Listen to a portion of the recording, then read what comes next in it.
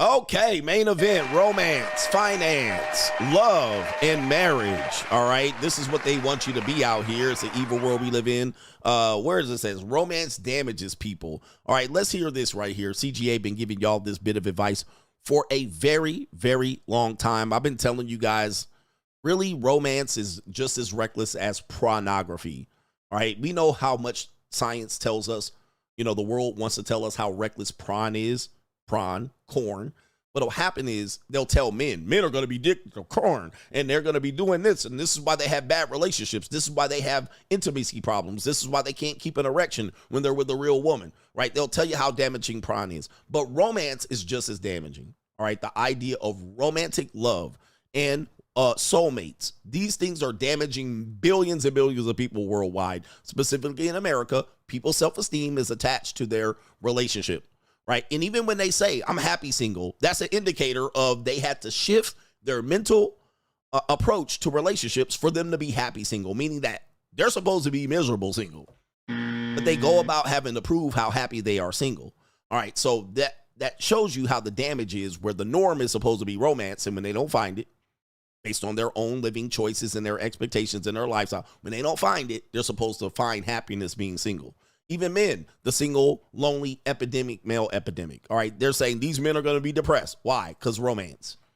Romance doesn't hit them, so they're going to be depressed if they don't boss up. So we're trying to teach you how to live your life outside of that so that you don't succumb to this. Now, this is a woman here, of course. Gen Z is going through their own evolution of discovery in relationships. They're going to start hitting 30 here in a few years. All right. And so now they've gone through the trials and tribulations of relationships. They got a double dose of reality. Now they're creating their own content, and they're coming up with what they believe are new hot takes. So this woman here, Wednesday Addams, Casper, right, is sitting up here. She's going to tell us what her hottest take is. She says, I have a hot take. All right, let's hear what it is. I have the hottest take that I haven't seen anyone else say, but it's a very hot take. I think that romance adjacent things like rom-coms or books like that do the same destructive thing to women's brains as it does to men's brains. I think you're right, actually. I think it destroys the way that we see relationships. I think it totally sets us up for a unrealistic expectation, and it puts us in toxic situations. And it's the same thing that porn is to men. And I think it's really bad for women. Now, let me go ahead and ring the Undertaker bell. But what did I tell you about the red pill being dead? Right? The red pill is dead because now you're just hearing women agree to it, right? Straight jacket. And they'll come in, Snow White, they'll come in and say they came up with this idea.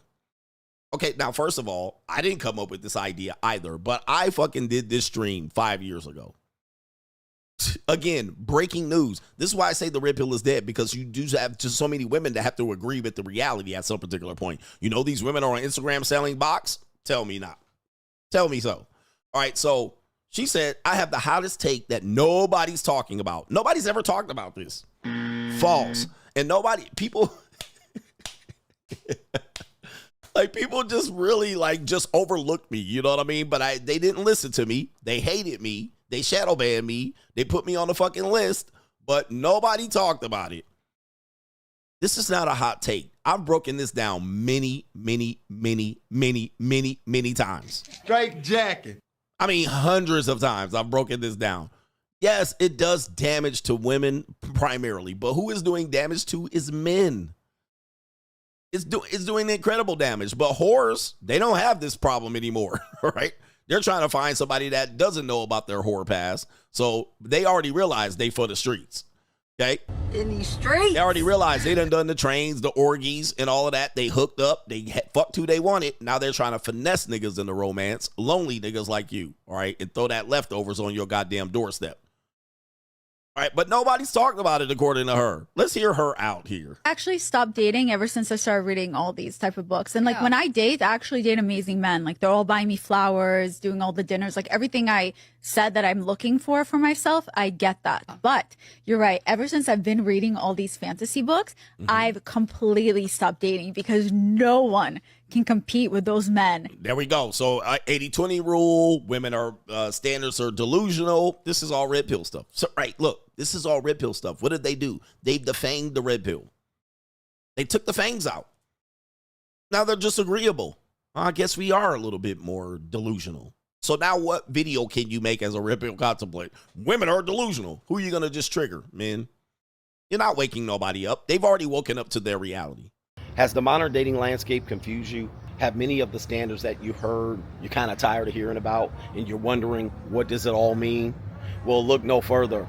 Join us talking about the monetized dating marketplace right now on Locals, and it is CoachGregAdams.locals.com. You can create a free account to join the conversation between the Coach Gang members, but also on Sunday, we do a live stream demonstrating all aspects of the monetized dating marketplace. And coming soon in 2025, you're going to have access to a sample of the monetized dating marketplace course where you can get information related to how to participate in the monetized dating marketplace and or how to understand it, so you're not out here spinning your wheels trying to figure out how you're going to best deal with the monetized dating marketplace. Listen, everything and every aspect of dating is monetized. We just want to relieve the frustration that you might have about it. So the best way to do it is make a free account right there on Locals, CoachGregAdams.locals.com. You can get access to those live streams, but create a free account. Just join the conversation. I am the only one covering this conversation from this point of view. And yes, I am ahead of my time. Get ahead of the information before you're priced out. Oh man, I've been putting men to a higher standard that they can never achieve. So because why? I've been reading smut, rom-coms, romance. And even when the guy does 99% of what she wants, she's going to have the ick about one thing. That's because they're reading this. He got to be perfect. He's got to be perfect like the script writer wrote him. He's got to be perfect like the script writer wrote him. Right? How does he say? You got to have a dialogue like the romantic dialogue. The rom-com dialogue got to work like theirs. If you don't say it exactly right, she's going to say, well, you should have said this. It would have been sexier or romantic if you said it like this. Well, I'm a human being, bitch. I ain't going to say it the way you want to say it. I'm not going to participate in your little game of fantasy. Okay, so here's what their reality. The reality is they're just now reality. Okay, man, they're realizing, wow. In like ACOTAR, like Resand, Yeah. no one's my Resand. And that's how men feel about no one can compete with these porn stars. Exactly. You know, like it's just it totally disintegrates our view of the other gender. Yep, this is true, and this is a 304. All right, this is a 304 right there. But it totally makes it so that the guy you're looking for, or in the case for men who watch porn, that girl you're never gonna find. If you do, you're gonna have to pay her. And when you do have her, you're not even gonna have the same experience as you did when you were watching the prawn film, because the prawn film is typically not from the point of view where you have intimacy with a woman. The prawn camera be up her dookie hole. The view is not going to be how you're going to view her. So you're not going to see entry and exit. You're not going to see cream pie. You're not going to see all of these things. You're not going to see feet unless her feet are pinned back to her ears. You're not going to see things that trigger you. You're not going to see her hair bounce. All you're going to see is, if you're on top of her, you're going to see her. And you're going to see her wincing and oochie and ouchie. And you're not going to see her titties jumping, right? You're not going to see it from the perspective you watched it. So your performance is going to be completely different. You're not going to be able to see her whole body from the angle there. You're not going to see the hairs coming out of her booty cheeks. Right? You're not going to be able to see it from that perspective. So then when you get there and you get with the exact same woman, it's going to be a completely different experience. Same thing for women. Even if you get a man in front of you that is the perfect guy, it's not going to be the point of view or perspective of what you experienced when you watched Love Island, when you watch, Love is Blind, when you watch all of these dating shows and read all this smut, when you watch all of these rom-coms and you see the dialogue, it's not going to be the same. The point of view is going to be completely different. You're not going to watch it from an outside point of view. You're going to watch it from your point of view. Yep, the smell alone in a sex scene, like when you watch sex scenes on TV, you don't smell it. When you're in real sex, you smell it. Ooh la la. Ooh la la. But when you're watching it on TV, you don't get to see the smell. When you're watching it on your phone, you don't get the aroma of that all day pussy. You You don't get all day pussy smell. All right. But then when you get a beautiful woman that's a porn star and her BBL leakage is smelling, all right, her punani smells like a raccoon farted. Okay. And you see the stretch mark on her titties. All right.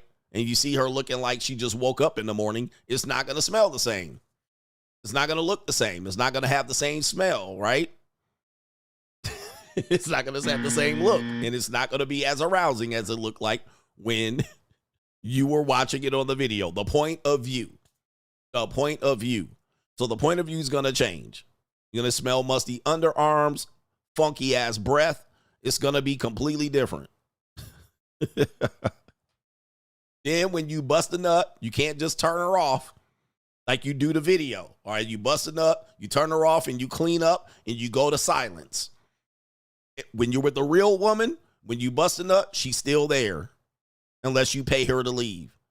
She talking to you. She want to cuddle. She want kisses. She want to go eat. She want to stick around. She want to have conversations about her future, about her fucking whore past. All right, you got to clean up the act. When you clean up, you can't just doze off. All right, she talking to you. She trying to cuddle with you. It's a completely different point of view, which is unrealistic. You don't get that point of view when you're watching a video. Okay? You got to wipe the crust from your ball sack. All right? Same thing with women. They go on a date. He rolls out the red carpet for the bitch. And then he does one thing. He laughs like Gargamel. He does that. And she gets the ick. And she wants to leave. What's wrong with these guys? He was 5'8" and he laughed like Gargamel. But he brought you roses and candies and gifts. He took you to a fancy restaurant. And boom. He answered one question. You got the ick. And now you're looking for a new man. He sneezed like, achoo! He sneezed like that, and the bitch was like, All right, in my book, in my comedy, in my rom-com, men don't sneeze. So this is what happens here. Now, we'll give you a couple of motherfucking references here. It says, the myth of romantic love from a hopeless romantic. We're not going to read all of these, but this has been talked about, young lady. Gen Z thinks they have to make up everything. All right, and, you know, her to have a hot take that has already existed. These ideas have already existed. Romance is bad for our mental health. This is Psychology Today. Okay, and basically says romance broadly defined. Romance rings as much self-confirmation from events as possible. It interprets reality self-charmingly as though luck has nothing to do with our fortunes or misfortunes. We are the eternal blessings and good. We cause everything that happens right about us. And when things go wrong, it's because some bad person deliberately thwarted you, the hero. All right. But the ego is involved here. The motivation is, hey, I did something great. Have you ever heard a woman say, I did something great. Men are after me because I'm so great and my pussy's so good. And they acting like it was because they're so great. Well, it was because the guy was horny, right? And you fucked with a millionaire 1, 2, 5 times, and it wasn't because you were so great. All right, he wanted you, and he wanted to experiment with you. He nutted 5 times, and now you're not with that guy. But of course, now she's with that guy. That's her level. All right, I've been with millionaires, but they'll tell you all this shit. It was just a situation where the guy wanted you for a reason. But 10 reasons why romantic love can be so dangerous. Okay, romantic love is typically the most exciting experience you'll ever have. And yes, it feels good. What could be more thrilling, more gratifying, or even endorphin production, more chemically rewarding? Still, many dangers link to this love. It frequently culminates in disappointment, hurt, regret, and or at its worst, despair. Here are 10 examples of its negative potential. I've been saying this for a long time. All right, you guys talk about love as it's the end-all, be-all. But most of us have been damaged by love. Love hurts. Right? Much of our damage has come because we love the person. Now, eventually we'll meet a person that we love and it works out. But most of us has never worked out. But people will say, well, if you just find love, it'll be better. It'll be better. Life will be better. I will be better. I will feel better if I found someone to love. But love don't last. All right? Love don't last. We know this. So here's some dangers of romantic love. Number 1, by altering your consciousness, love can lead to you feel or acting like you're off balance. Right? How about this? Fell in love, head over heels, Down bad. Tripped. It says, right? I tripped over you. I'm crazy for you. What'll happen is you stand like your friends will see you in love and they won't even know who you are. 2 months ago, you were saying, man, I don't give a fuck about love. I don't care. And the woman was saying, man, fuck these niggas. We gonna just play these niggas. That was you 2 months ago. Then you met someone. You went head over heels, upside down, right? He's in your head. She's in my head, man. I can't get you out of my mind. I'll jump on a grenade for you. These are all dangerous descriptions, right? These are all dangerous descriptions of what you would do to fall in love. Sprung, crash out.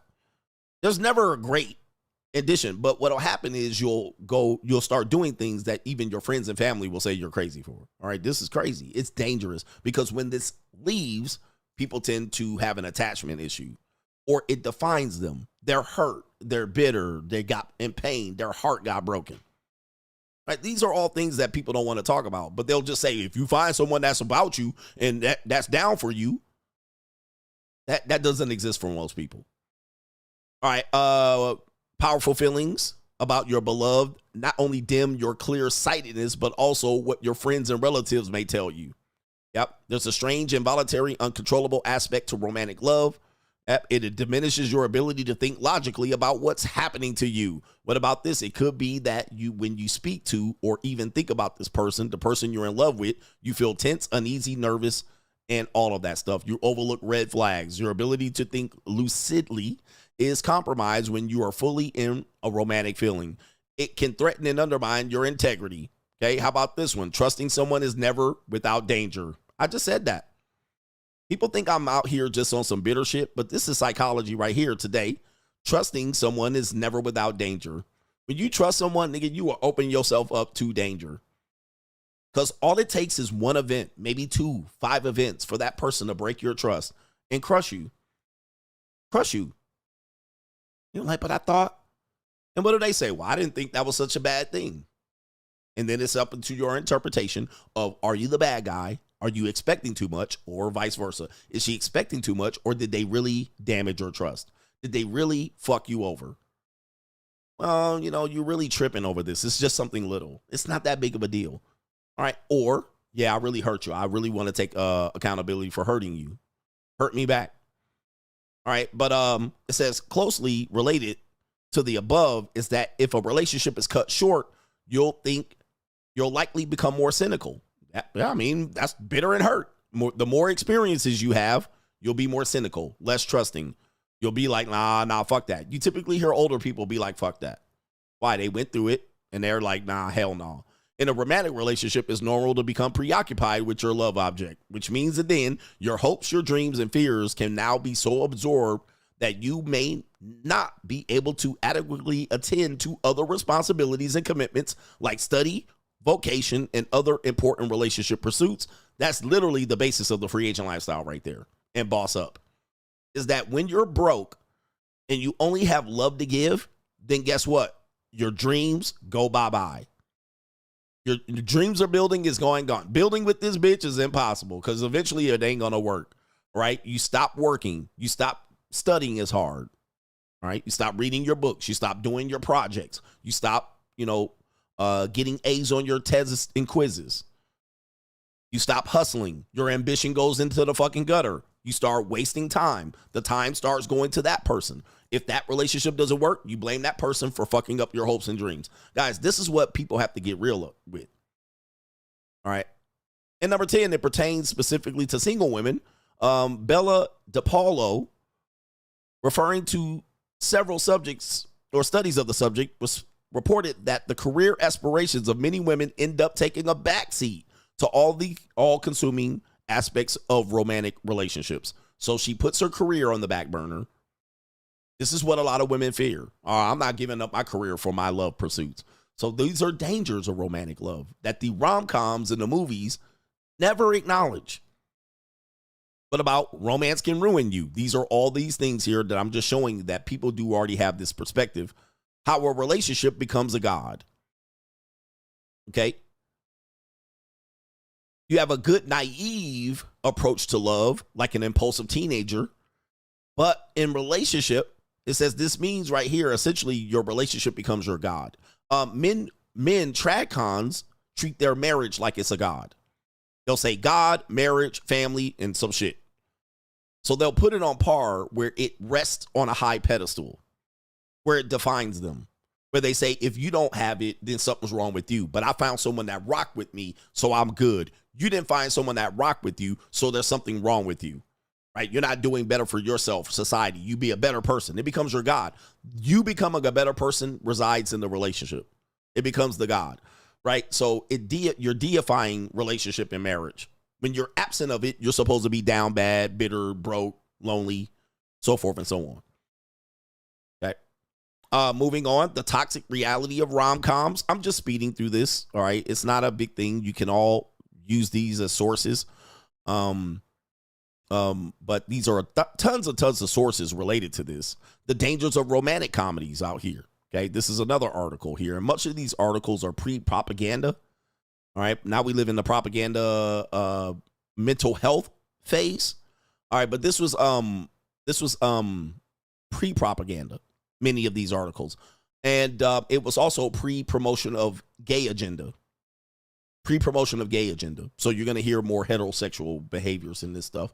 And there's also a sense that many rom-coms are actually movies about affairs from women, where the rom-com is an affair from women. Or even the romantic dramas are that the women like are them having an affair or a dream about some nigga that's high up here. 50 Shades of Grey, billionaire, helicopter, titan of the masters of the universe. All right. Or the movie that's romantic, Affair, Titanic, The Notebook. There's always an affair where the Unforgivable or I can't remember the name with that, Diane Lane's movie. So what'll happen is she has a guy where then a better guy comes or a younger guy comes or a passionate guy comes. There was the documentary, not the documentary. There was the series Sex Over Life where she has the white bread man of the dreams right here, white picket fence, but she wants to go to the rock star producer. All right, so she has the life that she thought she wanted. She wanted to be a wife and have kids in the white picket fence, but he can't fuck her good. The guy she really likes, she runs to. All right, so yeah, there's that. There's that. All right, we got more, just so you can see here, the myth of unconditional love in romantic relationships. It's a myth. There's no unconditional love. That's not true. And what happens is people want to say, take me at my worst, or if you can't accept me at my worst, you can't deserve me at my best. That's not true. You can't judge my past. It was before you. Not true. Unfaithful was the movie with Diane Lane. Unfaithful. Fucking a guy on the goddamn stairs. And typically men have these affair movies too, Basic Instinct, but it normally leads to a woman crashing the fuck out. But unconditional, there's no such thing, guys. There's no such thing as unconditional love. And women want this because they're fucking whores in the past. So they want you to be able to look past that shit. Look past their mental health, their horrid, their bad decisions, look past the baby daddies. That's what they want. Okay, and if you can't accept them at that, you don't deserve to get the so-called shit that she's going to give you, the intangibles. Okay, this is why they like this. It's like hitting the fucking lottery for them. What about the myth of romantic love can ruin your health? Your health. Okay. All right, the myth lingers in popular culture, love stories, and romantic comedies. It affects our social identity, which for many is formed by stereotypical scripted portrayals of relationships, often left less consciously. We keep on searching for our missing half, the ideal, but divorce rates attest to why this ideal doesn't exist. All right, and many of these articles are written by women and psychologists, and not just men. This is a woman writing this right here. She's a clinical tutor and lecturer in clinical psychology. All right, so this is a woman writing this, by the way, and some of these women are 304s. All right, but so you can see, by the way, this woman said nobody ever talks about this, and this is a hot take. It's not true. All right, why romantic love is a myth. Demystifying romantic love will help people build lasting relationships. You can literally have good relationships without romantic love. I believe this. Now, some people don't believe this. They believe that you're supposed to be enthralled in this trusting, unconditional love in order for it to work. That works for the woman. It never works for the man. It rarely works for the man where he's got this, I need this unconditional love. What he wants is genuine burning desire. He wants her to suck his dick like she sucked all the other guys' dick. And he only wants her to suck his dick like that as long as they're together. As long as she's not flirting with another guy or putting her pussy out there or trying to suck another guy's dick, he's good.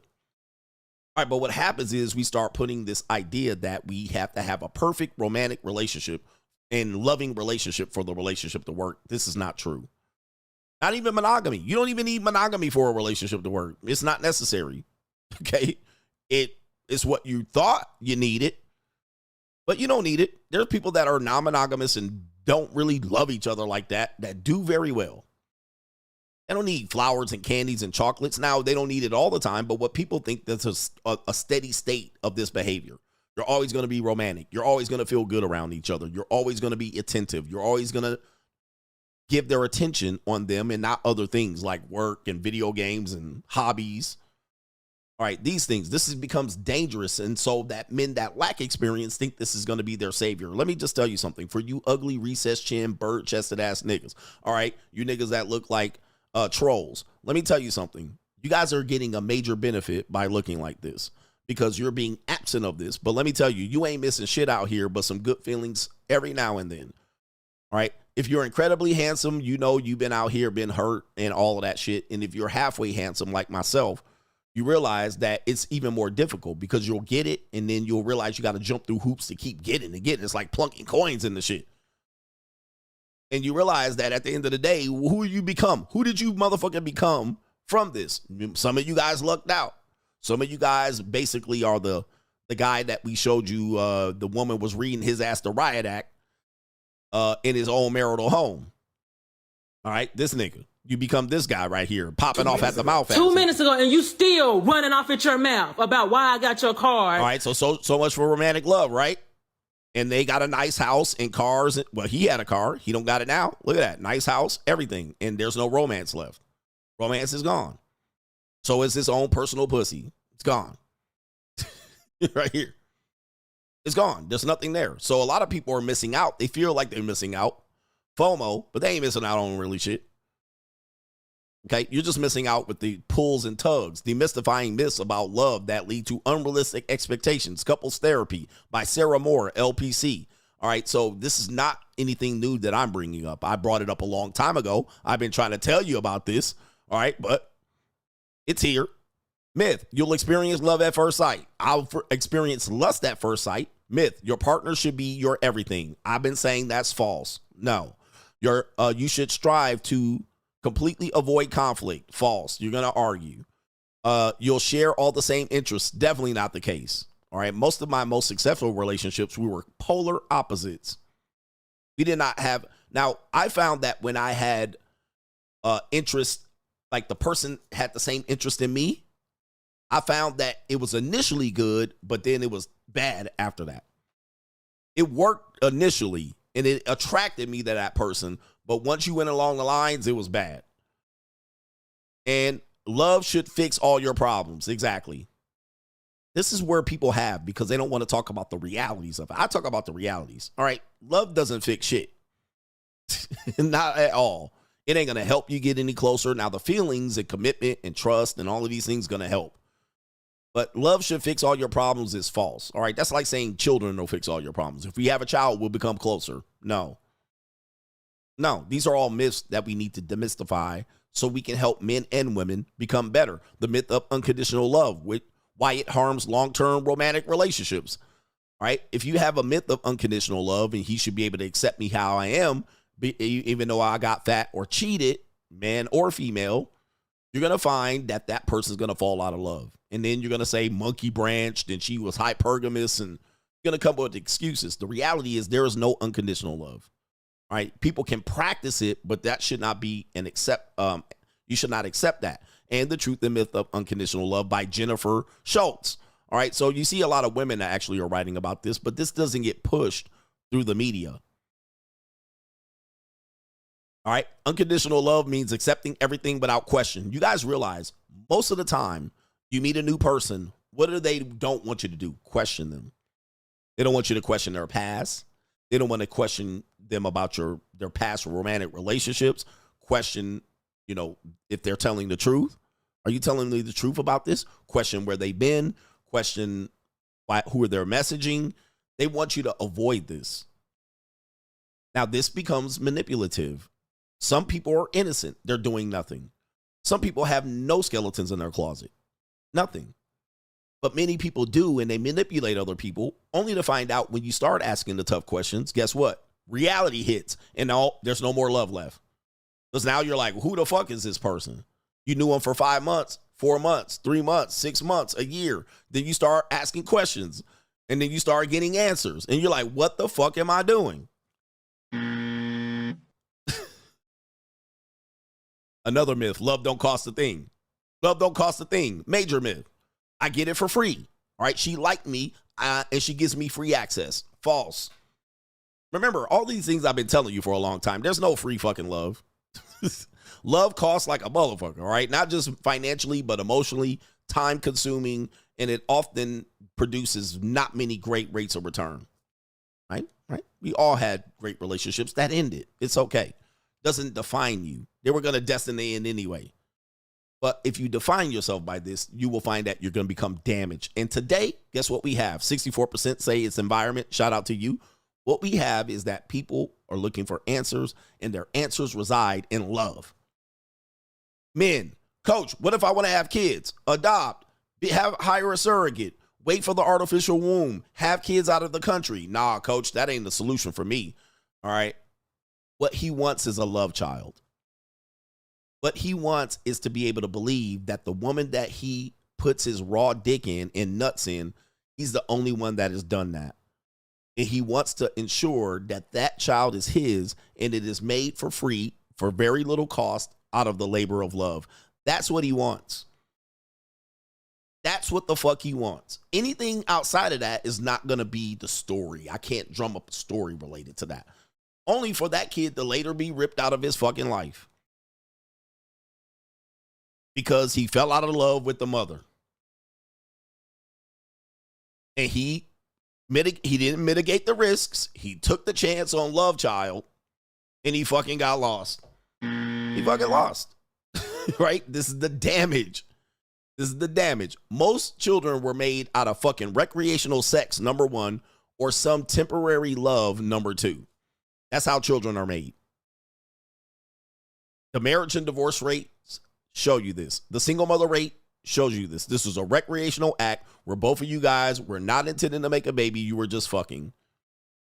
Or it was made out of, I think I'm going to love this person, so I'm going to give him the ability to nut inside of my vagina. So that is going to be where the love is. Sometimes it's in the marriage. Most times it ain't. Okay, but kids were not being intended to made. Now, we knew possibly it could happen, but I was just trying to get some friction on my diction, and I was trying to nut in some holes, all right? That's all I was trying to do. I wasn't trying to make a baby, right? But a baby was made as a result. But it was all in my head. Anyway, shout out to you guys. I hope this helps you, be a little cynical about the realities, what you have here.